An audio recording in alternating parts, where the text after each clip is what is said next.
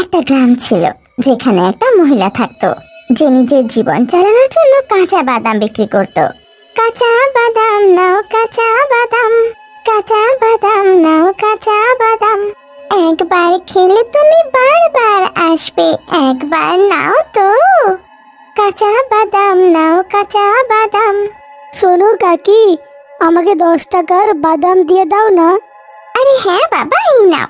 দেখে তোমার ভালো ছেলে মনে হচ্ছে, এই নাও, বেশি দিলাম তোমায়। আর মাঝে মধ্যে এসো। মাঝে মধ্যে হেমা বাচ্চাদের বেশি করে বাদাম দিত, কারণ ও বাচ্চাদের খুব ভালোবাসতো। আরে বাদাম বালি, একটু থামো, আমাকে একটু বাদাম দিয়ে দাও তো। হ্যাঁ দাদা, আমি কোথায় পালাচ্ছি? আরে ও বাদাম বালি, তুমি কি আমাকে একটু বাদাম দিতে পারবে? আসলে খুব খিদে পেয়েছে তো, কিন্তু আমার কাছে পয়সা নেই। তুমি যদি আমাকে একটু বাদাম খাইয়ে দাও, তাহলে ভগবান তোমার খুব মঙ্গল করবেন। আপনি চিন্তা করবেন না, আমার বাদাম খেয়ে যদি কারোর ভালো হয় তাহলে তো এটা সৌভাগ্যের কথা। নিন, বাদাম খেয়ে নিন। হেমা রোজ নিজের ঘর থেকে শহর যেত আর রাস্তায় বাদাম বেচতে বেচতে যেত। ওর কাছে বেশ বড় একটা ঝুড়ি ছিল, যার মধ্যে ও বাদাম বিক্রি করত।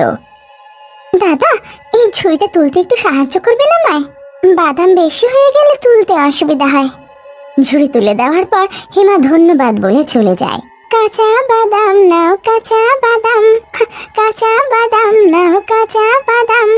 আরে হেমা, এসে গেছিস? চল বাদাম দিয়ে দে, কতক্ষণ ধরে দাঁড়িয়ে। হ্যাঁ, আমাকেও দিয়ে দে। জানি না, তোর বাদাম না খেলে মজা আসে না, ঠিক অভ্যেস হয়ে গিয়েছে। আচ্ছা একটা কথা বল, তোর বাদাম এত মিষ্টি কি করে হয়? কোত্থেকে আনিস বল একবার। হ্যাঁ হ্যাঁ বল।